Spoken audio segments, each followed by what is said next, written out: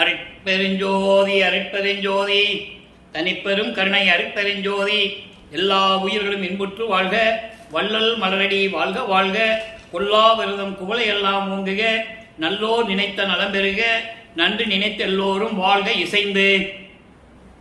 உலக மக்களே, அறிவார்ந்த அன்பர்களே, ஆண்மநேய ஒருமைப்பாடுடைய அன்பர்களே, அருட்பெருஞ்சோதி ஆண்டவருடைய திருவிளையாடலை பார்த்துக் கொண்டிருக்கிறோம். அருட்பெருஞ்சோதி ஆண்டவருடைய திருவிளையாடல் திருவொற்பாவில் இருந்து நமது பிள்ளை பெருமானவர்கள் எப்படியெல்லாம் கூறியிருக்கிறார்கள் என்பதை தான் ஒவ்வொரு திருமுறையிலிருந்தும், ஒவ்வொரு பதிகத்தில் இருந்தும், ஒவ்வொரு பாடலில் இருந்தும் தொடர்ந்து பார்த்து கொண்டிருக்கிறோம். அருட்பெருஞ்சோதி ஆண்டவர் சுத்த சன்மார்க்கத்தை நிறுவி அதை தன் மகன் கையில் ஒப்படைப்பதற்காக ஒரு தாயின் வழியாக இந்த பூலோகிற்கே வருவிக்க செய்தார். அதற்கான காரணம், இந்த பிரபஞ்சம் தோன்றிய காலத்திலிருந்தே ஏற்பட்ட உருவாக்கப்பட்ட யுகங்கள், அந்த யுகங்களிலே, அதாவது கிரேத யுகம், திரேத யுகம், துவார யுகம், கலியுகம், இந்த 4 யுகங்களிலுமே சமயங்களும் மார்க்கங்களும் உருவாகிவிட்டன. கலியுகத்திலே மதங்கள் உருவாகிவிட்டன. இந்த காலகட்டங்களில் இந்த சமயங்களும் மதங்களும் மார்க்கங்களும் அதில் கூறப்பட்ட நெறிகளை மக்கள் பின்பற்றி கொண்டு, இந்த சமயங்களும் மதங்களும் மார்க்கங்களை உருவாக்கிய தலைவர்கள் எல்லாம் அவர்களுடைய கர்த்தாக்களை, அவர்கள் உள்ளத்தில் தோன்றிய உருவங்களை உருவகப்படுத்தி அதற்கேற்றபடி ஆலயங்களை அமைத்து வழிபாட்டு முறைகளை அமைத்து மக்களை வழிபட செய்து விட்டார்கள். மக்களும் வழிபட்டு கொண்டிருக்கிறார்கள். இந்த நிலைகள் எல்லாம் மாற வேண்டும். காரணம், எல்லாருக்குமே ஆயுள் காலம் உண்டு, யுகங்களுக்கும் ஆயுள் காலம் உண்டு. அந்த ஆயுள் காலம் முடிந்தவுடனே அந்த யுகம் முடிந்துவிடும். அடுத்த காலகட்டங்களே அந்த வேறு ஒரு யுகம் பிறந்துவிடும். கிரேத யுகத்துக்கு 17,28,000 வருடங்களும், திரேத யுகத்துக்கு 12,96,000 வருடங்களும், துவார யுகத்துக்கு 8,64,000 வருடங்களும், கலியுகத்திற்கு 5,000 வருடங்களும், இப்படி ஒவ்வொரு யுகத்துக்கும் வருடங்கள் உண்டு, ஆயுள் காலம் உண்டு. அது முடிந்த உடனே அடுத்த யுகம் பிறக்க வேண்டும். அந்த யுகத்திலே ஒரு சன்மார்க்கம் இருக்க வேண்டும், சுத்த சன்மார்க்கம் இருக்க வேண்டும். அந்த சுத்த சன்மார்க்கம் மதங்களையும் மார்க்கங்களையும் சமயங்களையும் சாராமல் இருக்க வேண்டும். உலக மக்கள் எல்லாம் சமரசமாக இறைவன் ஒருவனே என்ற நிலையில் இருந்து கொண்டு அந்த இறைவனை ஜோதி வழிவில் வழிபட்டு சுத்த சன்மார்க்க நெறிகளை பின்பற்றி கொண்டு இந்த உலகத்திலே இன்புற்று வாழ வேண்டும் என்பதற்காகத்தான் தனது மகனை, தனது செல்வ பிள்ளையை ஒரு தாயின் வழியாக இந்த பூலோகிற்கு வருவிக்க செய்தார் என்பதை இங்கே நான் பதிவு செய்ய கடமைப்பட்டிருக்கிறேன். இந்த நிலையில் தன் மகனை வருவிக்க செய்து, தன் மகன் ஒரு தாயின் கருவறையிலே இருக்கும்போது, அதான் பிள்ளை பெருமான் சொல்லுவார்கள், உபசாரத்தால் பெற்ற தாய் என்பால் ஒருத்தியின் கருவறையிலே நான் இருக்கும்போது, கருவறை இருட்டாக இருக்கிறது என்று நினைக்கும் போது கருவறையிலே வந்து வெளிச்சம் காட்டினாய், அதாவது ஒளி காட்டினாய். நான் பசி என்று நினைக்கும் போதெல்லாம் ஒரு பிண்ட வடிவத்திலே, ஒரு தாயின் கருவறையிலே பிண்ட வடிவத்திலே உருவமாக இருக்கும்போது பசிக்கிறதே என்று நான் சொல்லும்போது எனக்கு அருளமுதம் ஊட்டினாய். காற்றே இல்லையே, புழுக்கமாக இருக்கிறது என்று சொல்லும்போது அமுத காற்று வீசினாய். இப்படியெல்லாம் வள்ளற்பெருமான்கள் அவர்கள் இறைவனுடைய திருவிளையாடலை கூறியிருப்பார்கள். இது ஒரு தாயின் கருவறையில் இருக்கும்போது. அதன் பிறகு குழந்தை பருவத்திலே பிள்ளையிலே திருவிழாவுக்கு அழைத்து சென்ற போது அங்கே தனது மகனுக்கு அருட்பெருஞ்சோதி ஆண்டவர் வெட்ட வெளியாக காட்டினார். உருவம் இல்லாது, எந்த அணிகலனும் அணியாமல், ஒரு உருவம் இல்லாது ஒரு வெட்ட வெளியை காட்டினார். அதை தான் ஒரு பாடலிலே கூறுவார். தில்லை ஜலத்திடையே திரை தூக்க தரிசித்த போது, சிறு பருவத்திலே தில்லை ஜலத்திடையே திரை தூக்க தரிசித்த போது, வேய்வகை மேல் காட்டாதே எந்தனக்கே வெளியாய் காட்டிய மெய் உறவாம் மெய்ப்பொருளே. மெய் உறவு என்பது உண்மையான தந்தையாம், மெய்ப்பொருளே என்பது அருட்பெருஞ்சோதி. இதை எப்போ கூறுகிறார் என்றால், சுத்த சன்மார்க்கத்தை பெற்ற பிறகுதான் இந்த நிலைகள் எல்லாம் அவருக்கு தெரியும். அதற்கு முன்னால் அவருக்கு தெரியாது, மறைப்பு நிலை இருக்கிறது. பிள்ளை பெருமான் அவர்களும் சமயங்களிலும் மதங்களிலும் மார்க்கங்களில் ஈடுபட்டு கொண்டு அந்த நெறிகளிலே சொல்லப்பட்ட சங்கற்ப விகற்பங்களிலும், அதாவது சங்கற்ப விகற்பங்கள் என்பது சைவ சமயத்தில் இருக்கிற சங்கற்ப விகற்பங்கள் என்னவென்றால், திருநீர் பூசிக்கொள்வது, உத்ராட்ச மாலையை போட்டுக் கொள்வது, உருவ வழிபாடு செய்வது, வேள்வி வளர்த்து மந்திரம் சொல்லுவது, சிவாய நம நமச்சிவாயா சிவசிவாய் என்று சொல்லுவது, இப்படி நிலைகளில் இருந்து கொண்டு நமது பிள்ளை பெருமான்கள் இருந்து கொண்டிருக்கிறார்கள். ஏனென்றால் அப்போ அவருக்கு சுத்த சன்மார்க்கம் தெரியாது, அருப்பெருஞ்சோதி ஆண்டவர் தெரியாது, மறைப்பு நிலையில் இருந்து கொண்டிருக்கிறார். ஆக வருவிக்க உற்று 8 ஆண்டுகள் வரைக்கும் அருப்பெருஞ்சாண்டவர் 1823ஆம் ஆண்டு அந்த திருவிளையாடலை தொடங்கி 1874 ஆண்டு வரை திருவிளையாடல் செய்து கொண்டிருக்கிறார் தன் மகனிடம். இந்த 51 ஆண்டுகளை 8 பிரித்து ஒவ்வொரு 8 ஆண்டுகளிலும் தன் மகனுக்கு எப்படி அருளை கொடுக்கிறார் என்பதை தான் அருப்பெருஞ்சாண்டவருடைய திருவிளையாடல் என்ற பதிவிலே நாம் பதிவு செய்து கொண்டிருக்கிறோம். இங்கே கூறக்கூடிய கருத்துக்கள், விளக்கங்கள் எல்லாமே கற்பனையாகவோ கதையாகவோ சொல்லப்படுவை அல்ல. ஒவ்வொரு பாடலிலும் அந்த பாடலுடைய பொருளை சொல்லி அதன் மூலம் அவருடைய மனநிலை, நமது பிள்ளை பெருமானுடைய மனநிலை எப்படி இருந்தது என்பதையும், ஒவ்வொரு காலகட்டத்திலும் ஒவ்வொரு 8 ஆண்டுகளிலும் அவர் எந்த நிலையில் இருந்தார் என்பதையும் உலக மக்களுக்கு தெரிவித்த திருவொட்பாவிலிருந்து நாம் பார்த்து கொண்டிருக்கிறோம். இதுதான் உண்மை, இதுதான் சத்தியம். ஆக வல்லப்பமணவர்கள் வருவிக்கொட்டு 8 ஆண்டுகள் வரையிலும் இறைவன் எந்த விதமான அருளை கொடுக்காமல் இருக்கிறார். அப்ப அந்த நிலையில் நமது பிள்ளை பெருமானவர்கள் தெருவிலை திரிந்து கொண்டும் ஏளன பேச்சுகளை கேட்டுக்கொண்டும் மனம் ஒரு நிலையில் இல்லாமல் இருந்து கொண்டிருக்கிறார் அந்த 8 ஆண்டுகளுக்குள். அடுத்து 2வது 8 தொடங்குகிறது. 9வது ஆண்டு வல்லப்பமானவர்கள் வருவிக்கப்பட்டு 9வது ஆண்டிலே அருப்பெருஞ்சாண்டவர் தன் மகனை ஆட்கொள்கிறார். அப்போ அவருக்கு அருப்பெருஞ்சோதின்னு தெரியாது. நல்லா புரிஞ்சுக்கணும் நீங்க. இறைவன் வருகிறார், ஆட்கொண்டு விட்டார். அந்த காலகட்டங்களில் சிவபெருமான் என்றும் நடராஜன் என்றும் சொக்கநாதன் என்றும் மாசிலாமணி என்றும் இப்படி தியாகராஜன் என்றும் இப்படி பல பெயர்களில் அழைத்துக் கொண்டிருந்தார்கள். இந்த சமயங்களையும் மதங்களையும் மார்க்கங்களையும் உருவாக்கிய தலைவர்கள் அவர்கள் கருத்துக்கு ஏற்றபடி பெயர்களை வைத்துக் கொண்டார்கள். அந்த நிலையில் நமது பிள்ளை பெருமான்கள் இருந்து கொண்டிருக்கும் போது இறைவன் வந்து ஆட்கொண்டு விட்டார். இறைவனுடைய மகன் என்று தெரியும். அந்த நிலையை வெளியே சொல்ல முடியாது. ஞானம் கிடைத்து விட்டது. இறைவன் ஆட்கொண்ட பிறகு ஞானம் கிடைத்து விட்டது. பாடல் பாடுகின்ற திறமை அவருக்கு வந்து விட்டது. நல்லா புரிஞ்சுக்கணும் நீங்க. அப்போ பதியங்கள் உருவாகிறது, பாடல்கள் உருவாகிறது. திருவருள் முறையீடு 1ஆம் திருமுறையிலே மொத்தம் 232 பாடல்கள் உருவாகிறது. ஒவ்வொரு பாடலிலும் இறைவன் எப்படி தன்னை வருவிக்க செய்துவிட்டு தனியாக விட்டு சென்று விட்டாயே என்று சொல்லி எப்படியெல்லாம் முறையீடு செய்கிறார் என்பதை தான் நாம் பார்த்து கொண்டிருக்கிறோம். அந்த வகையில் இன்று நாம் பார்க்க வேண்டிய பாடல் 144வது பாடல். இந்த பாடல் 1ஆம் திருமுறையில் இருக்கிறது. அடுத்த 8 ஆண்டுகளுக்குள் என்ன நடந்தது என்பதை 3ஆம் திருமுறை, அதன் பிறகு 4ஆம் திருமுறை, அடுத்த 8 ஆண்டுகளுக்குள் என்ன நடந்தது, அதன் பிறகு 6ஆம் திருமுறை, இப்படி ஒவ்வொரு படிப்படியாக 8 ஆண்டுகளுக்கும் 8 ஆண்டுகளுக்கும் என்ன நடந்தது என்பதை தான் ஒவ்வொரு திருமுறையிலிருந்து நாம் பார்த்து கொண்டிருக்கிறோம். நல்லா கவனிங்க. இப்ப பாடல் சகநிலையே என்று உடையானை எண்ணலர் தங்கள் நெஞ்சம் சுகமில்லையே. இதுக்கு முன்னால் நம்ம பாடலை பார்க்கும்போது இறைவனை கண்குளிர பார்க்காத கண் இருந்து என்ன பிரயோஜனம், உபயோகம் இல்லாத கண் என்றெல்லாம் சொல்லுவார். அதுபோல இறைவனுடைய புகழை கேட்காத காது, செவி, அந்த செவி இருந்து என்ன பிரயோஜனம் என்ற நிலையில் கூறுவார். அதன் பிறகு கண்ணை பற்றி கூறுவார். இறைவனுடைய காட்சியை காணாத கண், உபயோகம் இல்லாத கண் என்றெல்லாம் விளக்கங்கள் எல்லாம் நாம் பார்த்து விட்டோம். இன்று மனதை சொல்லுகிறார். கண், காது, மூக்கு, வாய்மை, ஐம்பொறிகளை பற்றி குறிப்பிடுகிறார். அதான் இந்த பாடலுடைய மைய கருத்து. இப்ப நெஞ்சம் என்ன சொல்லுகிறது? இறைவனை நினைக்காத நெஞ்சம் எப்படிப்பட்ட நெஞ்சம் என்று சொல்லிவிட்டு, நான் என் நெஞ்சிலே இறைவனை நிலைநிறுத்திக் கொண்டிருக்கிறேன், இறைவா எனக்கு நீ ஏன் அருளவில்லை என்று கூறுவார். அந்த நிலையை தான் நம்ம பார்க்க போறோம்.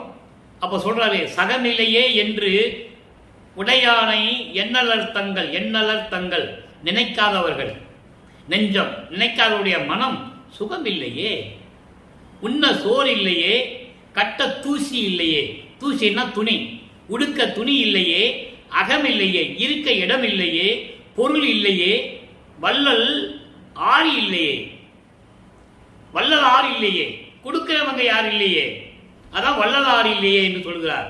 வள்ளல் ஆறு இல்லையே, இகம் இல்லையே, ஒன்றும் இங்கு இல்லையே என்று இறங்கு நெஞ்சே, இறங்கு நெஞ்சே, இறைவனை கேளுன்னு சொல்ற. இப்ப இதனுடைய விளக்கம் பாருங்க. உலக வாழ்க்கையில் துன்பப்படுகின்றேன் என்று இறைவனை நினைக்காதவர்களின் மனம் இறைவனை வேண்டணும்னு சொல்றார். சமயங்களோ மதங்களோ மார்க்களும் சூழ்ந்திருந்த காலகட்டங்களில் சிவபெருமானை குறிப்பிடுகிறார். அதாவது திருவொற்றியூரில் தியாகராஜ பெருமானை பற்றி சொல்லுகிறார். இப்படிப்பட்ட இறைவனிடம், இறைவா, உலகியல் வாழ்க்கையில் நாங்கள் துன்பப்பட்டு கொண்டிருக்கிறோமே என்று இறைவனை வேண்டி போற்றி மகிழ முடியாதவர்களுடைய மனம், இறைவனை வேண்டாதவர்களுடைய மனம் இன்பமாக இருந்ததில்லை. அவங்க மனம் ஒரு நிலையில் இருக்காது இல்லையா? மனதை ஒரு நிலைப்படுத்த வேண்டும் என்றால் இறைவனை வணங்க வேண்டும். அந்த நிலையில் இருந்து கொண்டு வல்லப்பெருமான் இந்த பாடலை அருளியிருக்கிறார்கள்.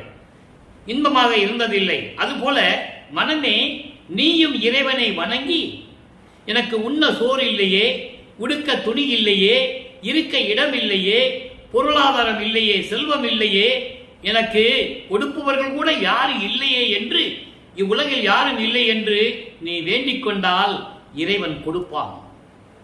எப்படி சொல்றார் பாருங்க, எளிமையா சொல்றார். பாடல் கொஞ்சம் உங்களுக்கு புரியாமல் இல்லாட்டா கூட இறைவன் கொடுத்த விளக்கம் மிகவும் எளிமையாக இருக்கும்.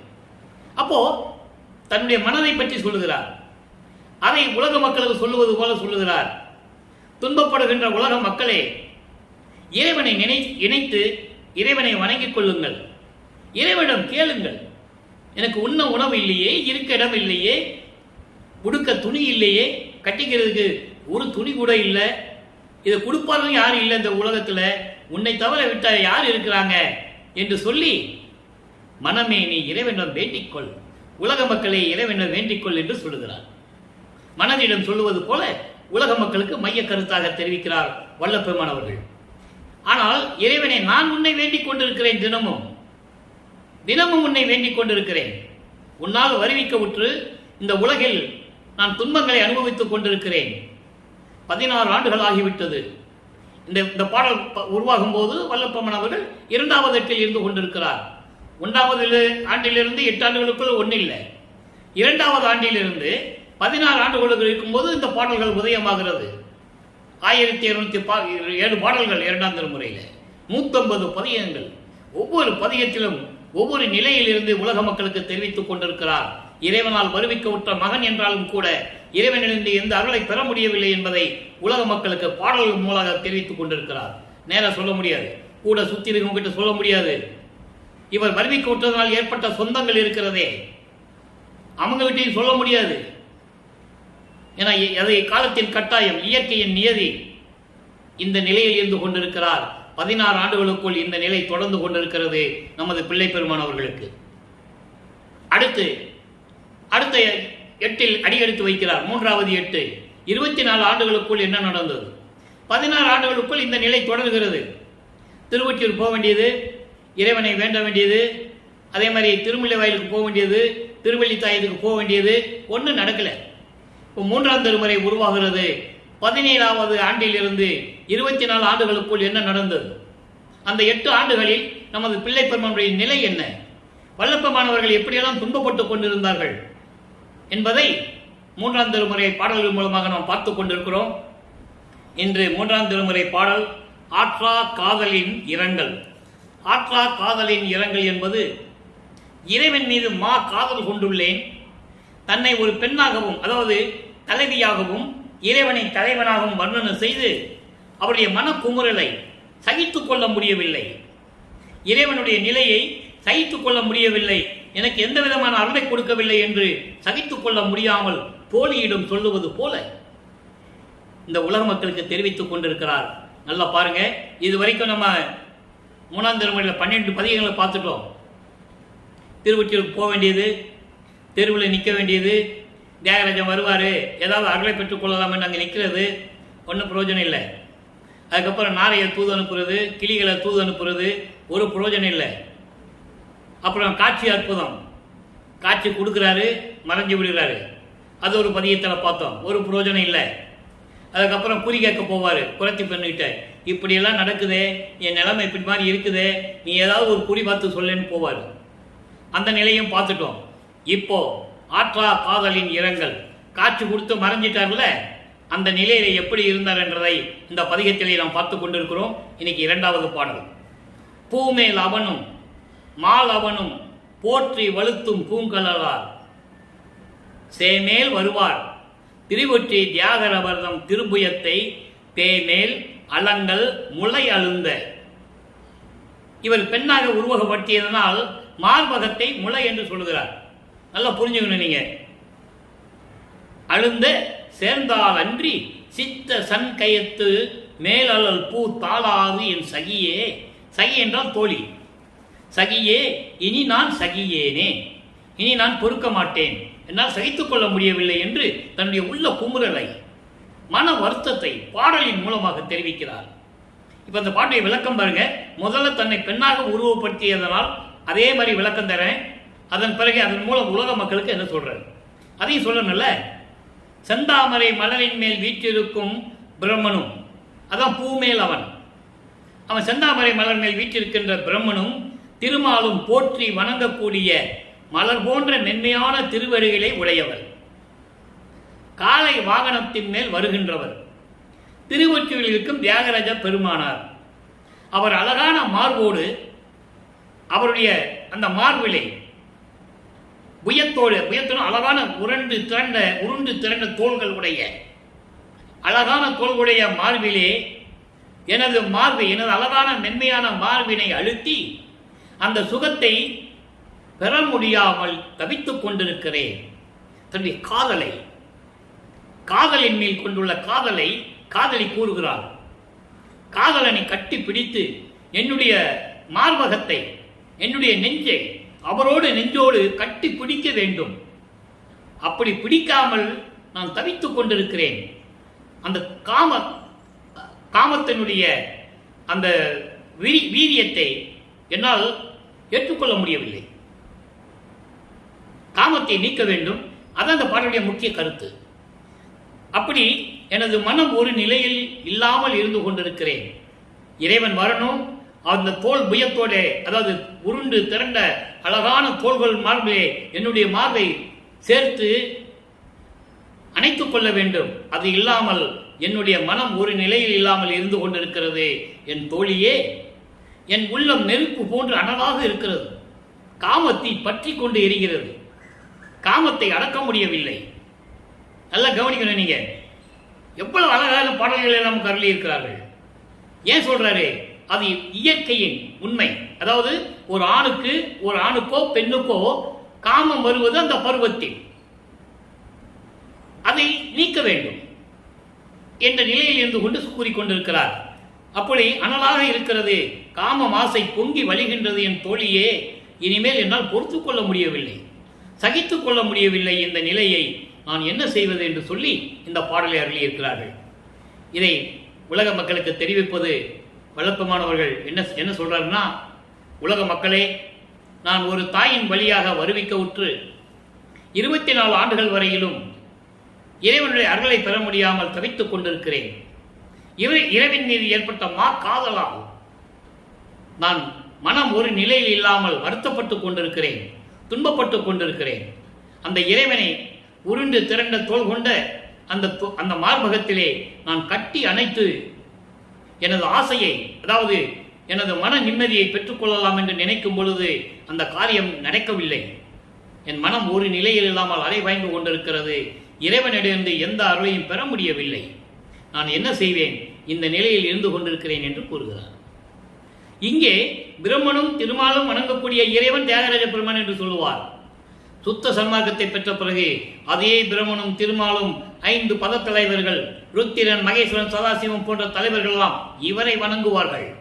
அந்த நிலையை இன்னைக்கு நம்ம பார்த்துக்கிட்டு இருக்கோம், பார்க்க போறோம். நல்ல கவனிங்க. ஆக இந்த நிலையில் இருந்து கொண்டிருக்கும் போது வல்லப்பெருமான் அவர்கள் 3வது எட்டை கடந்து விடுகிறார். அதாவது 24 ஆண்டுகளை கடந்து விடுகிறார். வருவிக்க விட்டு 24 ஆண்டுகள் ஆகிறது. இந்த 24 ஆண்டுகளிலும் இந்த நிலைதான் அவருக்கு தொடர்ந்து கொண்டிருக்கிறது. இது பாடலின் மூலமாக நாம் கண்ட உண்மை. அதாவது செவி வந்த செய்திகள், பல நிகழ்ச்சிகள் வரும். இவர் திருவொற்றியூர் போனாரு, தெருவில் போனாரு, அப்படியே போய்கிட்டு இருந்தாரு. ஒரு சாமியார் பார்த்தாரு, எல்லாம் மிருகம் நாய் போகுது, ஒரு உத்தமர் போறாரு. இந்த நிகழ்ச்சிகள் எல்லாம் செவி வந்த செய்திகள். கூட இருந்தவங்க சொன்னது, அது ஒன்றுக்கு பின்ன கூட இருக்கலாம், உண்மையாக கூட இருக்கலாம். அந்த விளக்கத்துக்கு நான் போகவில்லை. ஏன் சொல்றேன்னா, பாடல்களில் சொல்லப்பட்ட இறைவனுடைய திருவிளையாடல் தான் நம்ம சொல்ல முடியும். அதனால்தான் ஒவ்வொரு பாடலை சொல்லி விளக்க சொல்லி உங்களுக்கு நான் சொல்லிட்டு இருக்கேன். இப்போ வல்லப்பமானவர்கள் 4வது எட்டில் அடியெடுத்து வைக்கிறார். 4:32. 4:32 என்பது 24 ஆண்டுகள் வரைக்கும் எந்த அருளை பெற முடியாத நமது பிள்ளை பெருமான் அவர்கள் 25வது ஆண்டு தொடக்கத்திலிருந்து 32 ஆண்டுகளுக்குள் அந்த 8 ஆண்டுகள் தான் மிக முக்கியமான நிகழ்வுகள். இறைவனுடைய திருவிளையாடல் அங்கதான் தொடர்ந்து ஆரம்பிக்குது. நல்ல கவனிங்க. அதற்கு முன்னால் 27வது ஆண்டில் பிள்ளை பெருமான் அவர்கள் அறிவிக்க விட்டு 27வது ஆண்டில் தனக்கோடி அம்மையாருக்கு திருமாங்கல்யம் பூட்டி அந்த அம்மாவுக்கு விமோசனத்தை காட்டி அந்த நிலையை, அந்த திருவிளையாடலை முடிக்கிறார். இது ஏற்கனவே நிர்ணயிக்கப்பட்டது. விண்ணுலகிலே ஏற்கனவே நிர்ணயிக்கப்பட்டு தான் அவங்க இந்த பூலோகத்துக்கு வராங்க. வல்லப்பமானவர்கள் அறிவிக்கப்பட்ட அந்த குடும்பத்திலே இவரும் அங்கேயே பிறந்து இவருக்கு அக்கா பெண்ணாகவும் அந்த பெண்ணுக்கு இவர் தாய் மாமனாகவும் அந்த உறவு தொடர்கிறது. அந்த உறவை துண்டிக்க வேண்டும், அந்த பற்றை இணைக்க வேண்டும்.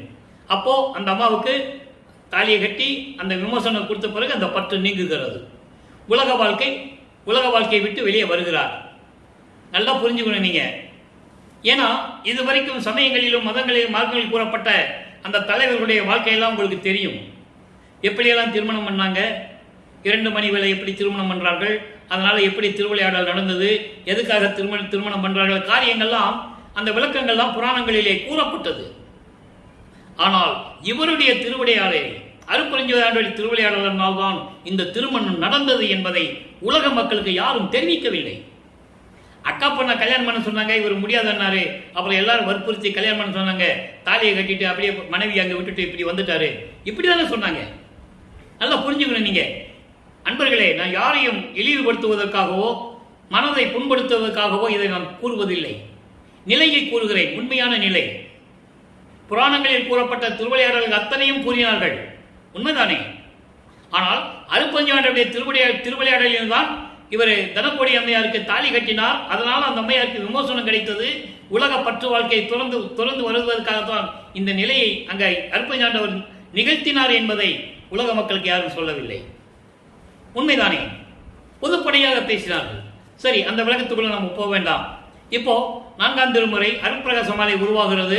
அதான் 27வது ஆண்டில் அது அந்த அம்மையாருக்கு தாலி கட்டி விட்டு மன உறுதியுடன் சமயங்களையும் மதங்களையும் மார்க்கங்களையும் விட்டுவிட்டு, அதாவது திருநீர் பூசுவது, உத்திராட்ச மாலையை போட்டுக்கொள்வது, இதெல்லாம் விட்டுவிட்டு வெள்ளாடை அணிந்து முக்காடு போட்டுக்கொண்டு வீட்டுக்குள்ளே கதவை பூட்டி தாழ்பால் போட்டார். இனிமே திருவொற்றியூர் செல்லப்போவதில்லை, திருமலை வாயிலுக்கு செல்லப்போவதில்லை, திருவள்ளித்தாயத்துக்கு செல்லப்போவதில்லை, எங்கவும் செல்லப்போவதில்லை. இறைவன் வந்தால் வரட்டும் என்று சொல்லி உறுதியாக கதவு பூட்டி தாப்பா போட்டார். வந்தா கதவை திறந்துட்டு வரட்டும். இதை அருட்பெருஞ்சாண்டவர் பார்த்து விட்டார். காலங்கள் உருண்டோடிவிட்டது. தனது மகனை பூலோகத்திற்கு அனுப்பி 32 ஆண்டுகள் ஆகிவிட்டதே. அவன் கஷ்டப்படுகிறான், மன துன்பப்படுகிறான், வேதனைப்படுகிறான். எத்தனையோ அவமானங்கள், ஏளன பேச்சுகள், எவ்வளவோ தாங்கிவிட்டான். இனிமே அவனை காக்க வைக்கக்கூடாது என்று சொல்லி விண்ணுலகத்திலிருந்து பூலோகத்திற்கு தெருவழியாக கால்வழிக்க நடந்து வருகிறார். அவர் நினைச்சாலே நேரம் போய் நிக்கலாம்ல. மகன் மனம் சாந்தமடையாது, அவன் சாந்தமடைய மாட்டான், கோபத்தோடு இருக்கிறார் என்று சொல்லி தெருவிலே நடந்து வருவது போல நடந்து வந்து கதவை தட்டி உள்ளே வந்து மகனை அழைத்து அருள்படையை கொடுக்கிறார். அந்த நிகழ்வை தான் அருட்பிரகாச மாலையை நாம் பார்த்து கொண்டிருக்கிறோம். அருட்பிரகாச மாலை மொத்தம் 100 பாடல்களை கொண்டது. ஒவ்வொரு பாடலிலும் இறைவன் எப்படி கதவை திறந்து தெருவிலே நடந்து வந்து கதவை திறந்து அவரை அழைத்து எப்படியெல்லாம் அருளை கொடுத்தார் என்பதை தான் நாம் பார்த்து கொண்டிருக்கிறோம். அந்த வகையில் இன்று நாம் பார்க்க வேண்டிய பாடல் 69வது பாடல். நல்ல கவனிங்க. ஆதியிலே கலப்பு ஒளிய ஆன்ம சுத்தி அழித்து அங்கு அது ஆக்குவது ஒன்றும். 2 திருவடியை சொல்றாரு. ஒரு திருவடி என்ன அருளை கொண்டது, இன்னொரு திருவடி எப்படி அருளை கொண்டது. 2 திருவடிகளை பற்றி சொல்லுகிறார். அப்படிப்பட்ட திருவடிகள் எனக்காக மண்ணுலகிற்கு வந்து பூலோகத்திற்கு வந்து தெருவிலே நடந்து வந்த திருவடிகள் என்று சொல்லுவார். ஆதியிலே கலப்பு ஒளிய ஆன்ம சுத்தி அளித்து. இந்த ஆன்ம சுத்தி என்பதற்கு ஒரு பெரிய விளக்கமே இருக்கிறது. நான் அந்த விளக்கத்தை கொடுக்கிறேன், நல்லா கவனிச்சுக்கங்க. அங்கு அது ஆக்குவது ஒன்றால் நான் கொடுக்கிறேன் என்று சொல்வதை விட இறைவன் கொடுக்கிறார். என் தந்தை வல்லப்பமானவர்கள் எனக்கு அந்த அருளை கொடுத்ததனால் அந்த விளக்கத்தை நான் உங்களுக்கு கொடுக்க முடிகிறது என்பதால் நான் கொடுக்கிறேன் என்று சொல்லேன். தவறாக நினைக்க வேண்டாம். நான் ஆணவம் கொண்டவன் அல்ல, இறைவனால் ஆட்கொள்ளப்பட்டவன், வள்ளலார் ஊழியம் செய்து கொண்டிருக்கிறேன். எனது தந்தையின் புகழை உலகமெங்கும் சொல்லிக் கொண்டிருக்கிறேன், கூறிக்கொண்டிருக்கிறேன். அவ்வளவுதான். மக்கள் பயனடைய வேண்டும், திருவிழாவை மக்கள் புரிந்து கொள்ள வேண்டும். இந்த விளக்கமெல்லாம் இறைவன் கொடுத்த விளக்கம். நான் தமிழ் இலக்கணம் இலக்கியம் படித்தவன் அல்ல என்பதை கூறிக்கொள்வதில் பெரும் மகிழ்ச்சி அடைகிறேன். அடுத்து இன்னொரு திருவடி பாருங்க. அதுவாய் ஆக்கும் சோதியிலே, அதுவாக்கும் சோதியிலே. இங்க ஒரு விஷயத்தை நீங்க கவனிக்கணும். இதுவரைக்கும் தியாகராஜ பெருமான், சிவபெருமான் இப்படிதான் சொல்லிக்கிட்டே வருவார். இப்போ அவருக்கு அருப்பெருஞ்சோதி ஆண்டவர் இருக்கிறது தெரியும், அவர் அருப்பெருஞ்சோதி வடிவில் இருக்கிறார் என்று தெரியும், சுத்த சன்மார்க்கத்தை கொடுக்க போகிறார் என்று தெரியும், எல்லா நிலையிலும் இப்படி தெரியும். இருந்தாலும் கூட சூட்சமமாக தான் சொல்லுவார். ஏன்னா 32 வயசு கடக்கணும், அந்த 32 ஆண்டுகள் கடக்கணும், அப்பதான் அந்த நிலை பூர்த்தியாகும். அதனால இங்கேயும் சொல்ல மாட்டார், சோதின்னு சொல்லுவார். சோதியிலே தானாகி சூழ்வது ஒன்றாம் என்று சூழ்ச்சி அறிந்தோர் புகழும் துணையடிகள் வருந்த. அந்த 2 துணையடிகள், அதாவது 2 திருவடிகளை பற்றி சொல்றதுதான் இந்த 4 வரியில சொல்றாரு. விளக்கம் பின்னால பார்ப்போம். வீதியிலே நடந்து அடியேன் இருக்கும் இடம் தேடி விரும்பி. இது யாராவது சொல்லியிருக்காங்களா? அன்பர்களே, நீங்கள் எவ்வளவோ பெரியவர்கள், கற்றவர்களாக கூட இருக்கலாம். வள்ளல் பாட்டை பற்றி பேசும்போது இந்த நிலையை யாராவது மக்களிடம் சொல்லியிருக்கிறார்களா என்று எனக்கு தெரியவில்லை. இறைவன் இவரை தேடி வந்தது, வீட்டு கதவை தேடி கதவை திறந்து வந்த அருள் கொடையை கொடுத்தது யார் சொன்னது? வல்லப்பெருமானவர்கள் வருவிக்கு விட்டு 202 ஆண்டுகள் ஆகிவிட்டது. அவர் அருப்பெருஞ்சோதி ஆண்டவராகிய 153 ஆண்டுகள் தொடங்க விட்டது. யாருமே சொல்லல. போனாரு, கதவை போட்டாரு, தெருவில் போனாரு, அங்க போனாரு, இங்க போனாரு, அதோட போயிட்டாரு, சோறு போட சொன்னாரு அப்படின்னு சொல்லிட்டு போயிட்டாங்க. அவ்வளவுதான். ஆக இவர் என்ன சொல்றாரு? வீதியிலே நடந்து அடியேன் இருக்கும் இடம் தேடி விரும்பி அடைந்து என்னை கூவி விளைவு ஒன்று கொடுத்தாய். விளைவு என்பது நலன்கள் கொடுக்கக்கூடிய, அதாவது வரங்கள் பெற்ற ஒரு அருள்கொடை. பாதியிலே ஒன்றான பசுபதி. இந்த பசுபதிக்கு விளக்கம் சொல்லணும். இப்போ நான் ஏற்கனவே 4 ஆண்டுகளாக நான் யூடியூபிலே உரையாடல் செய்து கொண்டிருக்கிறேன், பதிவு போட்டுக் கொண்டுதான் இருக்கிறேன். அதற்கு பதி பசு பாசம் என்ற தலைப்பிலே ஒரு பதிவு நான் போட்டிருக்கிறேன். நீங்க நம்ம யூடியூப்ல போய் பதி பசு பாசம் நீங்க டைப் பண்ணாலே அது வந்துடும், நீங்க பார்க்கலாம். விளக்கமா இருக்கு. 1 மணி நேரம் பேசியிருப்பேன். இப்ப நம்ம சுருக்கமா சொல்ல வேண்டிய ஒரு காலத்தில் இருக்கிறோம். பசுபதி நின் கருணை பண்பை அறிந்தேன், ஒளியா நன்மை அடைந்தேனே. ஒளியா நன்மை அடைந்தேனே, இது பாடல். இந்த பாடலில் விளக்கம் பாருங்க.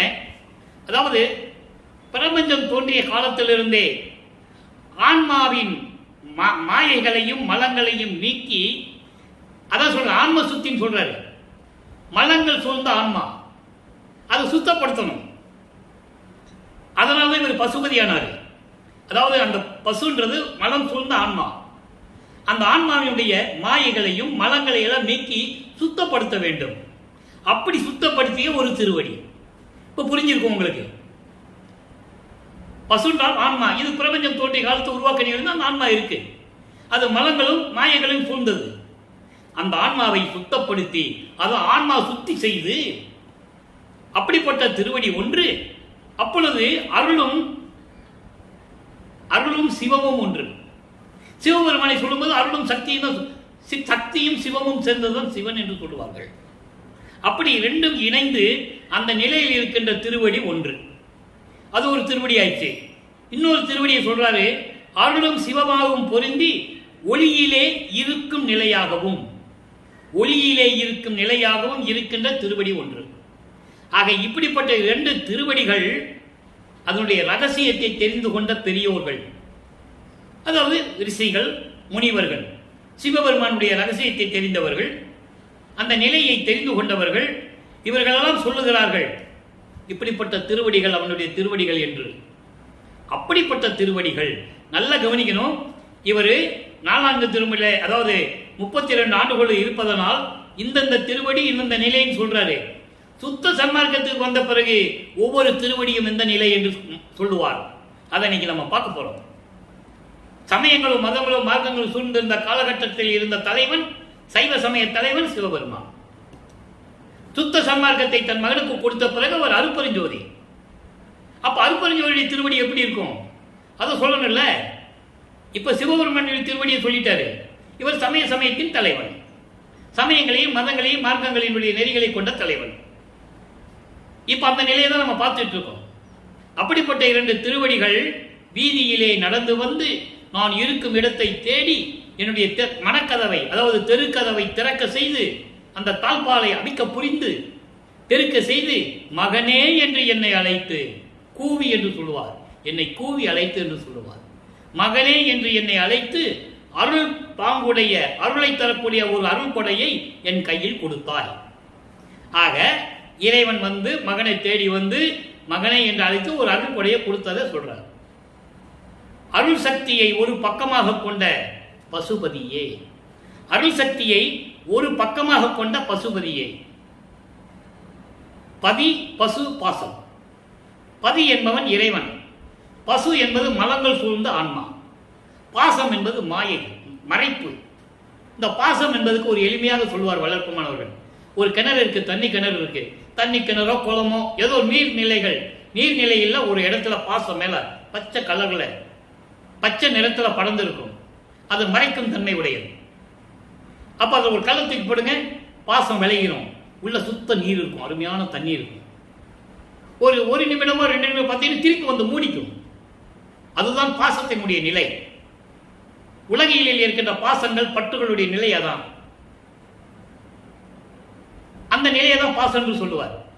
அப்போ பசுவை, பசு என்ன நினைக்கும், அந்த மலம் ஆன்மா, அந்த மலம் சொந்த ஆன்மா நினைக்கும் தந்திரமா இறைவனோடு சேர்ந்துக்கணும் அப்படின்னு நினைக்கும். இறைவனோடு சேர போகும்போது இறைவன் ஏற்றுக்கொள்வார். காரணம், அந்த ஆன்மாவை சுத்தப்படுத்த வேண்டும். அதான் ஆன்மா சுத்தி. அதான் இந்த பாடல சொல்றாரு. அந்த ஆன்மா சுத்தி, ஆன்மாவை சுத்தப்படுத்தியதனால், பசுவை தன்னோடு இணைத்துக் கொண்டதனால் இறைவன் பேரு பதி, பசுபதி, பசுபதியின் பேரு.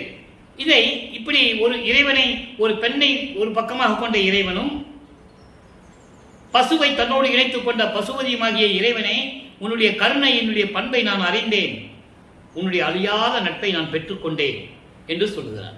ஆக இந்த பாடலின் மூலம் நாம் தெரிந்து கொள்வது, 24 ஆண்டுகள் வரைக்கும் எந்த விதமான அருளை கொடுக்கக்கூடிய இறைவன் 25வது ஆண்டத்தில் தொடங்கி அவருடைய திருவிளையாடலை தொடங்கி மகனிடம் வந்து மகனை தெருக்கதவை திறக்க செய்து மகனை அழைத்து அருள் கொடையை கொடுக்கிறார். அப்போ அருளை பெற்றுக் கொண்டார். இப்போ அவருக்கு சுத்த சன்மார்க்கம் இருக்கிறது தெரியும். அந்த நிலைகள் எல்லாம் இப்போ நம்ம பார்க்க போறோம். இப்போ இந்த பதி, பசு, பாசு சொல்லுவாரு, அவன், அவள், அதுன்னு சொல்லுவார். நீங்க அகவல்ல படிக்கலாம் அதை. அவன், அவள், அது. அவன் என்பவன் இறைவன், அவள் என்பது இது பசு, பெண்ணாக உருவப்படுத்துகிறார். ஏன்னா பசுவோடு கூடுகிறார்கள், அதனால பெண்ணாக உருவப்படுத்துவார். அவள், அது என்றால் திடப்பொருள், அதாவது ஒரு அக்கிரணை கொண்டது. அதுக்கு பெயர் கிடையாது, அதுக்கு உயிர் கிடையாது, அதனால் அதுக்கு அதுன்னு சொல்லுவார். இப்போ அதை அகவல்ல ஒரு 2 பாடல்கள் சொல்லுவார் பாருங்க. நீங்க படிச்சிருப்பீங்க, படிக்காதவங்க தெரிஞ்சுக்கங்க. அதுவினுள் அதுவாய், அதுவே அதுவாய், பொதுவினுள் நடிக்கும் பூரண பொருளே. இது ஒரு பாடல். அதான் இங்க சொல்றாரு. அது அதுவாய், அது அதுவாய் விளங்கும் விளக்கு, ஒளி விளக்கு அப்படின்லாம் சொல்லுவார். ஒன்றோடு ஒன்று கூடுவது, ஒன்றை ஒன்று இணைத்துக் கொள்வது. பசு வந்து பதியுடன் இணைந்த உடனே பாசமும் ஆட்டோமேட்டிக்காக வந்து இணைஞ்சிடும். இப்போ அடுத்து சொல்லுவார் பாருங்க, பதிநிலை, பசுநிலை, பாசநிலை எல்லாம். பதி என்பது அவன், பசு என்பது அவள், பாசம் என்பது அது. அது இன்னொரு பாடலில் சொல்லுவார். பதிநிலை, பசுநிலை, பாசநிலை எல்லாம் மதியுற தெரித்து உள்வயங்கும் சற்குருவே. எனக்கு எல்லா நிலைகளையும் சொல்லி, கடவுள் நிலையென்னா என்ன, பசுவின் நிலை என்ன, பாசத்துடன் நிலை என்ன என்பதையெல்லாம் எனக்கு முழுமையாக என் அறிவுக்கு தெளிவுபடுத்தி என் உள்ளத்திலே விளங்கிக் கொண்டிருக்கின்ற சத்குருவான அருட்பெருஞ்சோதியே என்று சொல்லுவார். ஆக அன்பர்களே, 32 ஆண்டுகள் வரைக்கும் வல்லப்பனுடைய நிலையை, அவருடைய அருள் தன்மையை, இறைவன் எப்படியெல்லாம் வந்து ஆட்கொண்டார் என்பதை, அருள் கொடுத்தார் என்பதை நாம் பார்த்து விட்டோம். இப்போ அந்த நிலையை கடந்து போகிறார். 33வது ஆண்டு தொடங்குகிறது. 33வது ஆண்டிலிருந்து 41வது ஆண்டுக்கு, அதாவது 40 ஆண்டுகளுக்குள், அந்த 8 ஆண்டுகளுக்குள் என்ன நடந்தது அதை நாம் விளக்கமாக பார்த்து விட்டோம். இருந்தாலும் அந்த விளக்கத்தை ஒரு சுருக்கமாக சொல்ல வேண்டிய கடமை இருக்கிறது. ஏனால் அந்த பதிவை பார்க்காதவர்கள் இந்த பதிவை பார்க்கும்போது அவங்களுக்கு தெரியணும். அப்போ 33வது ஆண்டு தொடங்கத்தில் அப்படியே சுத்த சிவஞான வழிக்கு செல்லுகிறார். தத்துவங்களை கடந்து செல்லுகிறார். அங்கே அவருடைய தந்தை அருப்பஞ்சாண்டவர் மகனை வரவேற்று சுத்த சிவஞான வழிக்கு அழைத்து செல்லுகிறார். அங்கே இருக்கும் ஒரு சிங்காசனத்திலே, ஒரு இருக்கையிலே, சிங்காசன பீடம் என்று சொல்லுவார், அந்த அதிலே அமர வைத்து உலகம் அறிய, தேவர்கள் அறிய, இவன் என் மகன் என்று அங்கீகாரம் செய்து அவருக்கு முடிசூட்டி சுத்த சன்மார்க்கத்தை கொடுத்து பூலோகத்திற்கு சென்று வா மகனே, இன்னும் காலங்கள் இருக்கிறது என்று சொல்லி அனுப்பி விடுகிறார். இவர் பூலோகத்துக்கு வந்து விடுகிறார். இந்த இடைப்பட்ட காலத்தில்தான் அவர் எங்கு சென்றார், ஏது சென்றார் என்பதை இந்த உலகிலே இருக்கின்றவர்கள், அவரை சார்ந்தவர்கள் எல்லாம் என்ன சொன்னார்கள் என்றால், எங்கேயோ போயிட்டார், எங்கே போனார்னு யாருக்கு தெரியாது, இப்படிதான் சொன்னாங்க. பாடல் இருக்கிற உண்மையை மக்களிடம் ஒரு ஆள் கூட சொல்லவில்லை என்பதுதான் வேதனையான விஷயம். அடுத்து இப்போ இந்த நிலைகள்லாம் மாறுது. அருள் விளக்க மாலை உருவாகிறது. 6ஆம் திருமுறை. எத்தனையோ பாடல்கள் இருக்கிறது. ஒவ்வொரு பதியத்திலும் ஒவ்வொரு பாடலை பார்த்துட்டோம். நம்ம இப்போ அருள் விளக்க மாலைக்கும் வந்துட்டோம். இன்னும் நிறைய பதியங்கள் இருக்கு. இப்போ 37வது பதியத்திலிருந்து தான் உள்ள போயிட்டு இருக்கோம். 60 பதியத்துக்குள்ள தான் போயிட்டு இருக்கோம். 150 பதியம் இருக்கு, பார்க்க வேண்டியிருக்கு. ஒவ்வொரு பதியத்திலும் எப்படி அவருடைய நிலை மாறுகிறது, எப்படி இறைவனுடைய திருவிளையாடல் நடக்கிறது என்பதை பாடல்களிலே கூறப்பட்ட உண்மையினுடைய விளக்கங்களை தான் இந்த வள்ளலார் ஊழியன் உங்களுக்கு விளக்கி கொண்டிருக்கிறேன். அருள் விளக்க மாலை 85வது பாடல். மொத்தம் 100 பாடல்களை கொண்டது. இன்று 85வது பாடலை பார்க்கிறோம். நல்லா கவனிங்க. அற்புதமான பாடல். உங்களுக்கு கிடைக்காத விளக்கம் யாரும் சொல்லியிருக்க முடியாது என்பதை நான் சொல்லிக் கொள்வதில் கொஞ்சம் பெருமையாகவே கருதுகிறேன். மனம் பூரிப்படைகிறேன். நல்ல கவனிங்க. எப்படிப்பட்ட பாடல் என்பதை நீங்களே தெரிந்து கொள்வீர்கள். நாள் வருணம் ஆசிரமம் ஆச்சாரம் முதலா நவீன்ற கலை சரிதம் எல்லாம் பிள்ளை விளையாட்டே. நல்ல கவனிங்க. நாள் வருணம் ஆசிரமம் ஆசாரம் முதல் நவீன்ற கலை சரிதம் எல்லாம் பிள்ளை விளையாட்டே. முதல்ல 2 வழிக்கு விளக்கம் பார்ப்போம். நாள் வருணம் என்பது அரசர், அந்தனர், வேளாளர், வணிகர், இப்படி 4 வர்ணங்கள் தான் முன்னாடி இருந்தது. இந்த 4 வர்ணங்களும் ஆசிரமம். ஆசிரமம் என்பது நம்ம பிரம்மச்சாரிகளுடைய கூடம். சமயங்களிலும் மதங்களிலும் மார்க்கங்களில் இருக்கிறது சொல்றாரு. இந்த 4 வர்ணங்களும் ஜாதி, இனம், மொழி, மதம் இப்படி சூழ்ந்தது. அதுக்கப்புறம் ஆசிரமம், பிரம்மச்சாரிகளின் கூடம். ஆசிரமம், பிரம்மச்சரிய கூட ஆச்சாரம், அதனுடைய கொள்கை கோட்பாடுகள், இவர்கள் எல்லாம் சொல்லுகின்ற கலை சரிதம், நூல்களுடைய வரலாறு, புராணங்களுடைய வரலாறு, காவியங்களுடைய வரலாறு, வேதங்கள், ஆகங்கள் போன்ற நூல்களின் வரலாறுகள், இப்படி வரலாறுகள் சொல்லப்பட்ட அந்த நூல்கள் எல்லாம் பிள்ளை விளையாட்டு. ஒன்றுமே புரோஜனம் இல்லைன்னு சொல்ற. பிள்ளை விளையாட்டு என்பது சின்ன பிள்ளைகள் விளையாண்டா ஏதாவது அதில் அர்த்தம் இருக்குமா? அவங்க இஷ்டத்துக்கு விளையாடுவாங்க. நம்ம அதை கண்டுபிடிக்கவே முடியாது. பிள்ளைகளுடைய இதை பார்த்து நம்ம பார்த்துக்கிட்டு தான் இருக்க முடியும். ஒன்றும் அறியாத வயதில் பிள்ளைகள் விளையாட்டா அவங்க என்ன நினைக்கிறாங்களோ அந்த விளையாட்டு தான் விளையாடுவாங்க. அதே போன்று இந்த 4 வர்ணங்களும் ஆசிரமங்களும் ஆச்சாரங்களும் சொல்லுகின்ற அந்த கலை சரிதங்கள், அந்த வரலாற்று நூல்கள், அந்த நூல்களின் வரலாறுகள் எல்லாம் பிள்ளை விளையாட்டே. அடுத்து சொல்றார் பாருங்க. மேல் வருணம் தோல் வருணம் கண்டு அறிவார் இல்லை, மேல் வருணம் தோல் வருணம் கண்டு அறிவார் இல்லை, நீ விழித்துப்பார். அப்பா மகன்கிட்ட சொல்றாரு. அந்த சுத்த சன்மார்க்கம் வாங்கிட்டு வந்துட்டார்களே, இவர் அப்பாவை கூப்பிடுறாரு. அப்போ அந்த நிலைகள் உருவாகுவீங்க.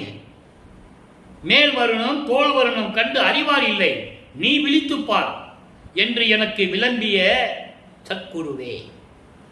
நல்லா கவனிக்கணும். சமயங்களும் மதங்களிலும் மார்க்கங்களில் இருக்கிறவர்கள் தான் குருமார்கள். அந்த குருகிட்ட போய் தீட்சிதை வாங்கினாதான் இவர் போய் வெளியில் நடமாட முடியும். நீ யார்கிட்ட தீட்சிதை வாங்கணும்னு கேட்டால் சொல்லணும், எனக்கு குரு இவர், அவர்கிட்ட தான் தீட்சிதை வாங்கணும்னு சொல்லணும். ஆனால் சுத்த சன்மார்க்கத்தில் குருமார்கள் கிடையாது. நல்லா புரிஞ்சுக்கணும். வள்ளலாருக்கு யார் குரு கிடையாது. அவர் யார்கிட்ட தீட்சை வாங்கலை. அவர் இறைவனுடைய மகன். அதனால தான் சொல்றாரு. ஆக மேல் வர்ணம் தோல் வர்ணம் என்பது, மேல் வர்ணம் என்பது சுத்த சன்மார்க்கத்தை சேர்ந்தவர்கள், தோல் வர்ணம் என்பது சமயங்களையும் மதங்களையும் மார்க்கங்களையும் சேர்ந்தவர்கள். இவங்க யாருன்னு யாருக்கும் கண்டுபிடிக்க முடியாது. நீ விழித்து பார், நீ கண்டு பாருன்னு சொல்றார். காரணம், அவர் சொல்வதற்கு காரணத்தை புரிஞ்சுக்கணும். இங்க ஒரு சூட்சமமான விளக்கம் இருக்கு. சமயங்களையும் மதங்களையும் மார்க்கங்களையும் ஈஸியாக கண்டுபிடிச்சிடலாம், எளிமையாக கண்டுபிடிச்சிடலாம். தாடி வச்சுக்கிட்டு உத்தராட்சத்தை போட்டுக்கிட்டு சிவசிவான்னு சொல்லிக்கிட்டோ, இல்லை நம்ம நாராயணன் சொல்லிக்கிட்டோ, இல்லை அம்மையை பராசக்தின்னு சொல்லிக்கிட்டோ, முருகான்னு சொல்லிக்கிட்டோ, விநாயகன் சொல்லிக்கிட்டோ இருக்கிறத நம்ம பார்த்துடலாம், கண்டுபிடிச்சிடலாம். இவர் சமயங்களையும் மதங்களையும் மார்க்கங்களையும் சார்ந்தவர்னு. கண்டுபிடிக்காதவங்க இருக்கிறாங்க. அதை சொல்றாரு. சுத்த சன்மார்க்கத்தில் நான் இருக்கிறேன், அல்பஞ்சோதியை கும்பிடுறேன்னு சொல்லிட்டு இந்த சமயங்களையும் மதங்களையும் மார்க்கங்களையும் சார்ந்து இருக்கிறவங்க கூட இவங்க சேர்ந்து இருப்பாங்க. எல்லா கோயிலுக்கு போவாங்க, எல்லா மந்திரத்தையும் வாயில சொல்லுவாங்க, அருப்பெருஞ்சோதின்னு சொல்லுவாங்க. அப்போ உண்மையானவங்க யாரு? சுத்த சன்மார்க்கத்தை சேர்ந்தவர்கள் தெரியணும்ல. அதான் சொல்றாரு, மேல் வரணும் தோல் வரணும் கண்டு அறிவார் இல்லை, நீ கண்டுபிடிச்சுக்கணும், நீ தான் கண்டுபிடிக்கணும். இன்னைக்கு வடலூருக்கோ சித்துவிழாத்துக்கு வர்றவங்க அருப்பெருஞ்சோதி மட்டும் சொல்றது இல்லை, அனுபவத்தில் பார்க்கணும். நான் பார்த்துருக்கேன். எல்லா எங்க இருந்து வருவாங்க, மேல்மருவத்தில் வந்துட்டு ஓம் பராசக்தி சக்தி ஓம்னு சொல்லிட்டு கோயிலுக்குள்ள வருவாங்க. நான் கண்டு இருக்கிறேன், பார்த்துருக்கிறேன். நல்லா புரிஞ்சுக்கணும் நீங்க. ஆனா இதே அருப்பெருஞ்சாண்டவரை அருப்பெருஞ்சன் சொன்னவங்க வேற கோயிலுக்கும் போய் மந்திரம் சொல்லுவாங்க.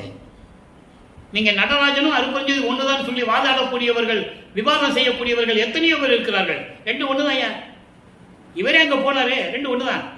அவர் எங்க போனாரு? சிதம்பரத்துக்கு 5 மாத குழந்தை போய் வெட்ட வழியை பார்த்ததோட சரி. அப்புறம் எங்க போனாரு? மருதுரை எங்க போனாரு? அது உலக உலக உலக அளவில் உலக வலைய வாழ்க்கையில செவி வந்த கேள்விகள், செவி வந்த செய்திகள். அதுக்குள்ள நம்ம போக வேண்டாம். நடராஜன் கோயில போய் அருப்பெருஞ்சோதி சொல்ல முடியுமா? முடியாது. தூக்கி அப்படியே பிடிச்சி வெளியே கொண்டு வந்து விட்டுருவாங்க. பெரிய எப்படி ரெண்டு ஒன்றாகும் புரிஞ்சுக்கணும். இதான் லாஜிக்கு. அருப்பெருஞ்சோதி வேற, நடராஜன் சைவ சமயத்தை சேர்ந்த கர்மசத்தில் வந்தவன். ஆக இந்த நிலையில் இருக்கும்போது சொல்றாரு, மேல் வரணும் தோல் வரணும் கண்டு அறிவார் இல்லை, யாராலையும் பார்க்க முடியாது மகனே, நீ பார்த்துக்கோ. எவ்வளவு தெளிவா சொல்றாருங்க நீங்க புரிஞ்சுக்கணும். மேல் வருணம் தோல் வருணம் கண்டு அறிவார் இல்லை, நீ விழித்துப்பார், உன்னை யார் ஏமாற்ற முடியாது, நீ பார்த்துக்கோ என்று எனக்கு விளம்பிய, எனக்கு சொல்லிய என் சத்குருவே, என் தந்தையே, அருப்பெருஞ்சோதியே. இவ்வளவு அருமையா சொன்னார்ன்றதை நீங்க புரிஞ்சுக்கணும். ஆக சுத்த சன்மார்க்கத்தில் இருந்தால் அருப்பெருஞ்சோதி மட்டும்தான் சொல்லணும். இல்லை நீ சமயங்களையும் மதங்களையும் மார்க்கங்களையும் செல்ல நீ தலைவர்களை பற்றி பேசிக்கலாம், தப்பில்லை. இதையும் அதையும் சேர்க்கக்கூடாது.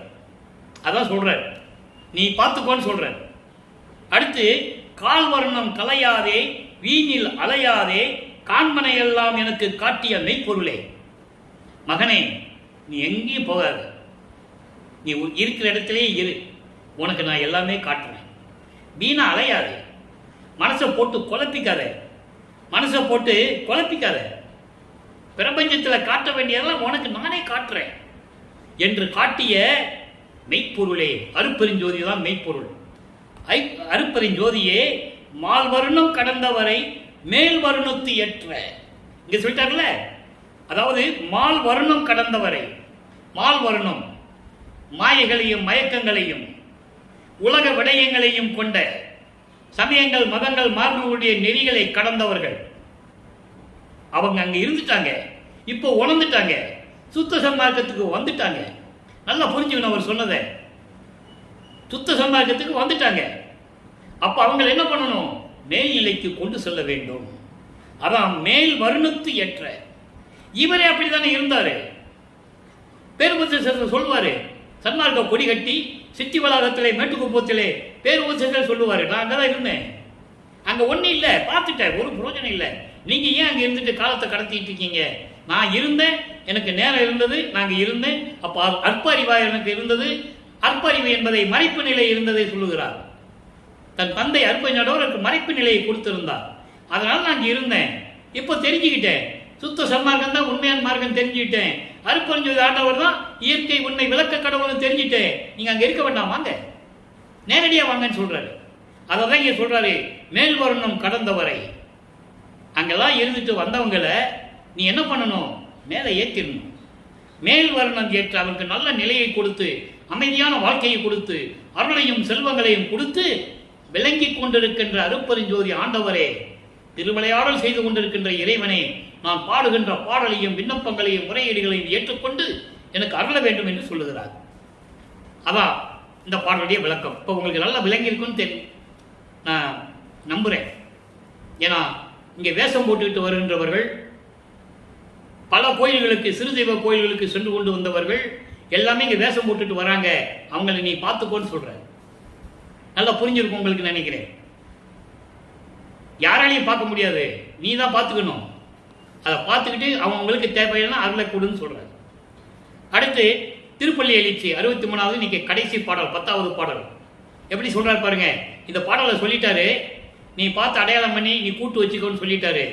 அப்போ இவர் சொல்றாரு, திருப்பள்ளி எழுச்சியில கடைசி பள்ளியில அவங்க அப்பாட்ட சொல்றாரு, அலங்கரிக்கின்றோம் ஒரு திருச்சபை, அதிலே அமர்ந்து அருள் ஜோதி கொண்டு அடிசிறியோமை வளம் பெறும் இரவாத வாழ்வில் வைத்திடவே வாழ்த்துகின்றோம். அங்கே அருள் விளக்க மாலையில சொல்லிட்டாரு, நீ கண்டுக்கோ. ஏன்னா யாருக்கு தெரியாது, அவன் வேஷம் போடுவான், இங்கேயும் போயிட்டு வருவான், அங்கேயும் போயிட்டு வருவான், அப்படி போவான் இப்படி போவான். இதில் யார் சுத்த சன்மார்க்கம் யார் சமயங்களை சொந்தங்கள் தெரியாது, நீ பார்த்துக்கோன்னு சொல்றாரு. அதுக்கு அவங்க அப்பா கிட்ட சொல்றாரு, அலங்கரிக்கின்றோம் ஒரு திருச்சபை, சமரச சுத்த சன்மார்க்க சங்கத்தை கூட்டி இருக்கிறோம். நான் கண்டுபிடிச்சிட்டேன்னு சொல்றாரு. அலங்கரிக்கின்றோம் ஒரு திருச்சபை, ஒவ்வொரு பாட்டுக்கு ஒரு தொடர்பு உண்டு, கனெக்டிவிட்டின்னு சொல்லுவாங்க. அருள் விளக்க மாலையில் இன்னைக்கு பார்த்த பாடல் 85வது பாடல்ல அவங்க அப்பா சொல்றாரு, நீ அடையாளம் பார்த்துக்கோன்னு சொல்றாரு. அதுக்கு பதில் திருப்பள்ளி எழுச்சியில 10வது பாட்டில் சொல்றாரு, அலங்கரிக்கின்றோம் ஒரு திருச்சபை. அப்பா நீ சொன்னபடியே சமரச சுத்த சன்மார்க்கத்தை சங்கத்தை கூட்டி விட்டோம் சொல்லிட்டாரா. அலங்கரிக்கின்றோம் ஒரு திருச்சபை, சமரச சுத்த சன்மார்க்க சங்கத்தை கூட்டி விட்டோம், அதிலே நீ அமர்ந்து அருள் ஜோதியோடு வந்து அமர்ந்து அடி சிறியோமைகளாகிய எங்களை நீ இரவா நிலையில் வைத்திடவே வந்து வாழ்த்துகின்றோம். நீ வா, எங்களுக்கு எல்லாம் அருளை கொடு. எப்படி சொல்றாரு பாருங்க. அவருக்கு மட்டும் கேட்கல, சமரச சுத்த சன்மார்க்க சங்கத்தை கூட்டி விட்டோம், அதை அலங்கரிக்கின்றோம்.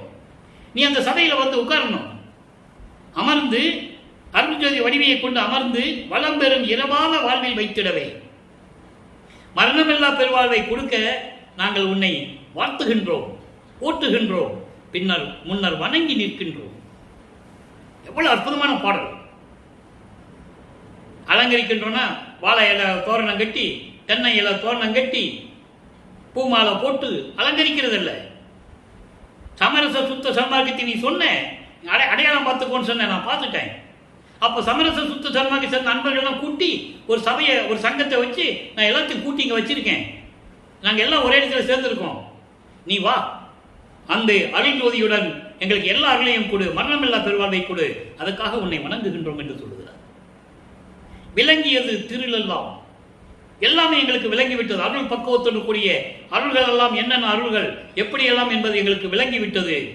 விடிந்தது பொழுது, எங்கள் இருளும் அறியாமையும் நீங்கிவிட்டது.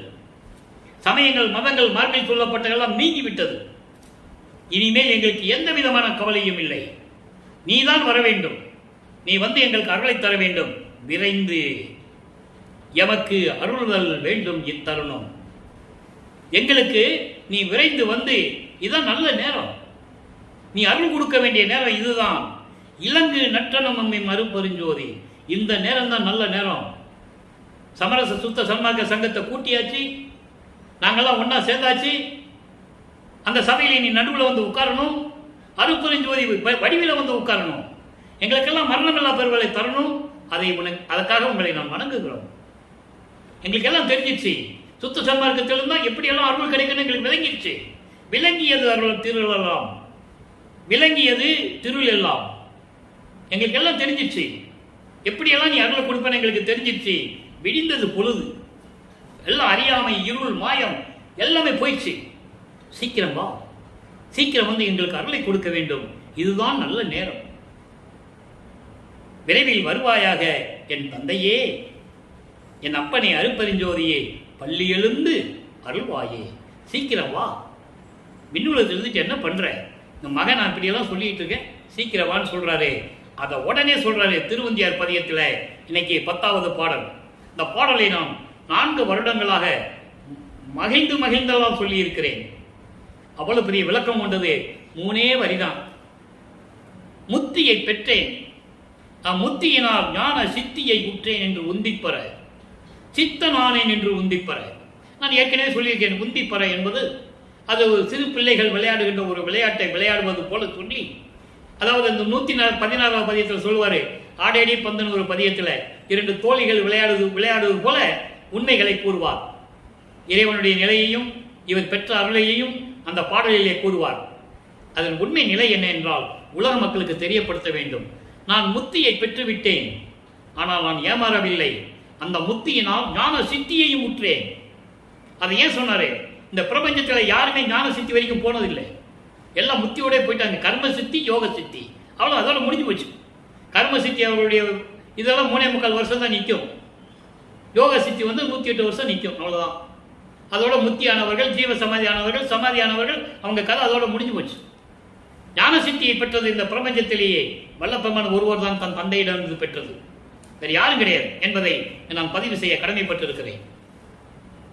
சித்தனானேன் என்று உந்திப்பெற, நான் இறைவனாகிவிட்டேன் என்று சொல்லுகிறார். மக்களிடம் யாரும் சொல்லவில்லை. அதனால் வள்ளலாரை ஒரு சாமியார் என்று நினைத்துக் கொண்டிருக்கிறார்கள்.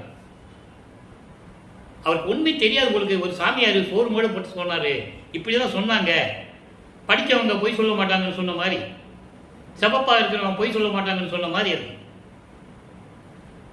யாரா சொல்லியிருக்காங்களா நான் கடவுள் ஆயிட்டேன் இது வரைக்கும்? அவர் சொல்றார். ஏன் அதை சொன்னாரு? அவர் ஏற்கனவே இறைவனுடைய மகன். ஏன் அதை சொன்னார்னா, உலகியலிலே ஒரு தாயின் வழியாக வருவிக்கு விட்டதனால் எடுத்த மனித உடம்பு என்று யாரும் நினைத்து விடக்கூடாது. அதனால்தான் நான் கடவுள் என்று சொல்லுகிறேன். இந்த நிலையில் இருந்து கொண்டு பார்க்கும்போது நீங்க அகவல்ல படிச்சிருக்கலாம். முத்து என்பது நிலை முந்து உரு சாதனம். 300 சாதனம் இல்லை, முந்து உரு சாதனம். அத்தகைய என்ற அருட்பெருஞ்சோதி. முத்திக்கு அப்புறம் ஒரு நிலை இருக்கிறது. அதுக்கு பின்னாலேயே சொல்லுவாரு, சித்தி என்பது நிலை சேர்ந்த அனுபவம். அத்தகைய அருள் அருட்பெருஞ்சோதி. இறைவனை சேர்ந்த அனுபவம் தான் சித்தி. யாரும் அந்த நிலையை அடைய முடியவில்லை. ஆக அதுக்கப்புறம் பாருங்க, அடைக்கலம் புகுதல் அருமையான ஒரு பாடல். நான் ஏற்கனவே சொன்னது போல 1ஆம் திருமுறையிலே நம்ம இன்னைக்கு பார்த்த பாடல்ல பிரம்மனும் திருமாலும் உன்னை வணங்குகிறார்கள் என்று சொல்லுவார். இங்கே அவரை வணங்குகிறார்கள் என்று சொல்லுவார். நல்ல கவனிங்க. அடைக்கலம் புகுதல் என்ற பதிகத்திலே பாடல் 10வது பாடல். பிச்சன் கவரி நிலைற்றி அசைத்திட, யானை பிடரின் மேல் நிச்சமும் பவனி வருகின்ற நிபுணர்கள் எல்லாம் பொழுது ஏத்த எச்சம் புரிவோர் போற்ற, என்னை ஏற்றா நிலைமையில் ஏற்றி வைத்து என் அச்சம் தவிர்த்தே ஆண்டு கொண்டாய் அடியேன் உண்டன் அடைக்கலமே. அந்த காலத்தில் நீங்க சினிமாவில் கூட பார்த்துருக்கலாம், இல்லை டிவி நிகழ்ச்சிகளோட பார்த்துருக்கலாம். புராண கதைகளிலே பார்க்கும்போது பெரிய யானையுடைய பிடரியின் மேல், கழுத்தின் மேல் அமர்ந்து கொள்வார்கள். அதற்கு மேலே ஒரு வெண்கொடை இருக்கும், நிழலுக்காக வெண்கொடை இருக்கும். அந்த கொடை அப்படியே அசைஞ்சு வரும். அதை சொல்றாரு இங்க. யானை, மால் யானை, பெரிய யானையினுடைய பிடரியின் மேல் அமர்ந்து கொண்டு வெண்கொடை தாமரை அந்த நிழலுக்கு அசைந்தாட, அந்த யானையின் மேல் வருகின்ற, தினமும் வருகின்ற தேவர்கள் எல்லாம், நிபுணர்கள் எல்லாம் என்னை தொழுது ஏத்த. எப்படி சொல்ற பாருங்க, எல்லாரும் வந்து என்னை வணங்குகிறார்கள் என்று சொல்லுகிறார். தொழுது ஏத்த எச்சம் புரிவோம்.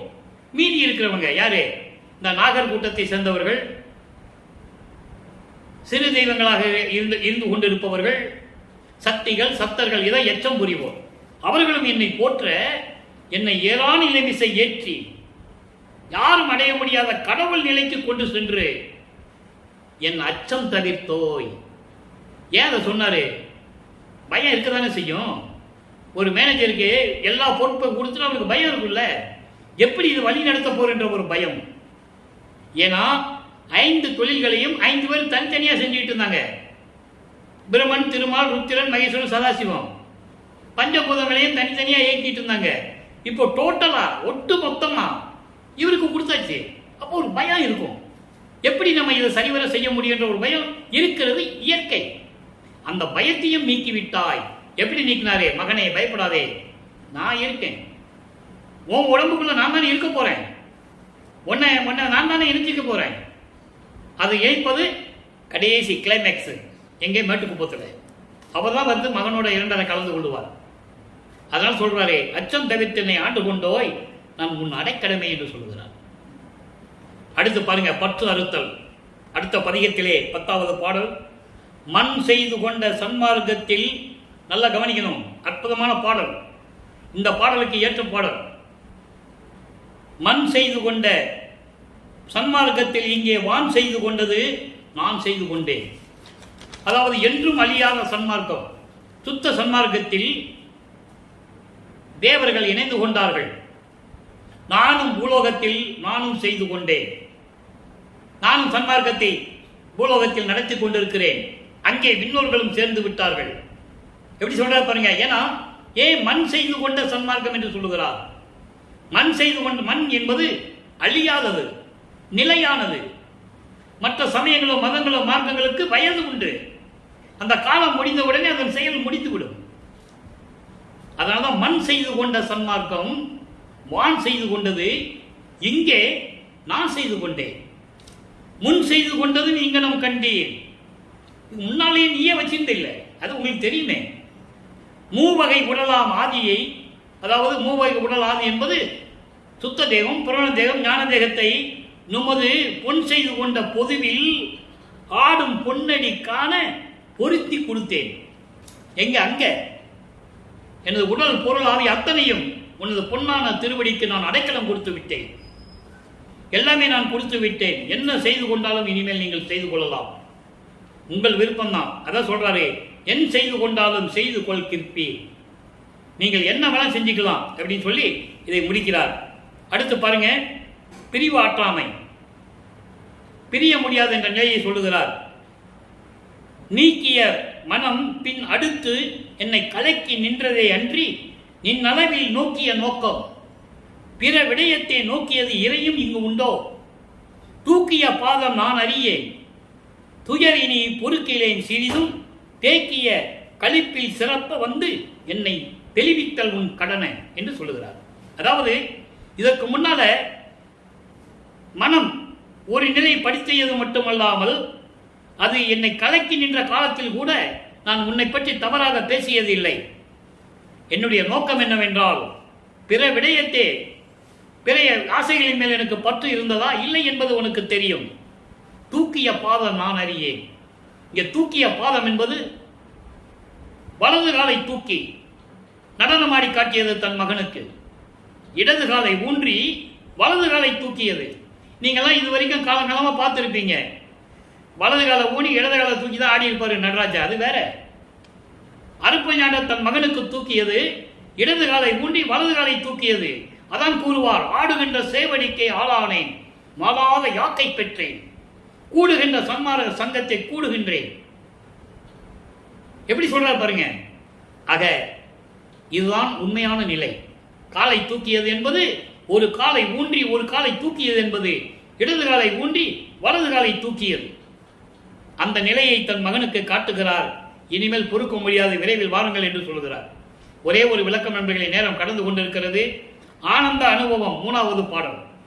மூவரும் செய்ய முடியாத முடிவெல்லாம் யாவரும் காண என கழித்தாய், மேவுகடை நாய்க்கு தவிசு அளித்து நன்மொழியும் சூட்டுதல் என் தாய்க்கு தனி இயற்கை தானே. எப்படி சொல்றா பாருங்க. மூவரும் செய்ய முடியாது, பிரம்மன் திருமால் ருத்திரன் செய்ய முடியாத காரியங்களை எல்லாம் நான் செய்து கொண்டிருக்கிறேன். அதற்காக என்னை ஒரு தவிசு சிங்காசனம் கொடுத்து அந்த சிங்காசனை அமர வைத்து முடிசூட்டி கொடுத்திருப்பது என் தந்தைக்கு இது ஒரு தனி இயற்கை தானே என்று கூறுகிறார். ஆக இறுதியாக ஒரே ஒரு பாடல், மெய்யர் வியப்பு. அதுக்கு ஒரு விளக்கம் இருக்கிறது. இல்லை கல்லை நோக்கி கனிந்து பழுத்த கனியது ஆக்கியே, கனக சபையில் நடிக்கின்றாய் ஓர் காலை தூக்கியே. ஒரு பாட்டுக்கு எப்படி கனெக்டிவிட்டி இருக்கு பாருங்க. அதுக்காக இந்த பாடலை கொடுக்கிறார். அதாவது சிவஞான வெளியிலே பொற்சபையிலே இடது காலை ஊன்றி வலது காலை தூக்கி நடனமாடி காட்டுகிறாயே, நான் சமயங்களிலும் மதங்களிலும் மார்க்கங்களில் இருந்த போது எனது மனம் கல் போன்று இருந்தது. அதை உருக்கி சுத்த சன்மார்க்கத்தை கொடுத்து, உயிர் நயத்தை கொடுத்து, உயிர் இரக்கத்தை கொடுத்தாயே. எனது தந்தையே, என் சொல் மாலையையும் கூட நீ ஏற்றுக்கொண்டாயே. புனைந்து என் உள்ளத்தில் இருக்க புரிந்தாய் என் பொற்சபையில். ஆக இப்படியெல்லாம் நிலைகள் அறிந்து கொண்டிருந்தது. எனவே அன்பர்களே, நீங்களும் சுத்த சன்மார்க்கத்தில் இணைந்து இறைவனை வணங்கி இறைவனுடைய அருளையும் செல்வங்களை எல்லாம் பெற்று நீங்கள் கொலையும் புலையும் தவிர்த்து இறைவனை வணங்கி ஜோதி வழிபாட்டை வணங்கி அருளையெல்லாம் பெற்றுக்கொண்டு இந்த வையகத்தில் வாழ்வாங்க வாழ வேண்டும் வாழ்க்கை இந்த வள்ளலா ஊழியர் விடைபெறுகிறேன். மீண்டும் நாளை சந்திப்போம். நன்றி, வணக்கம். அருட்பெருஞ்சோதி அருட்பெருஞ்சோதி தனிப்பெரும் கருணை அருட்பெருஞ்சோதி. நாளையும் இறைவனுடைய திருவிளையாடல் தொடரும். கண்டு மகிழ்ந்து இறைவனுடைய அருளை பெற்றுக் கொள்ளுங்கள்.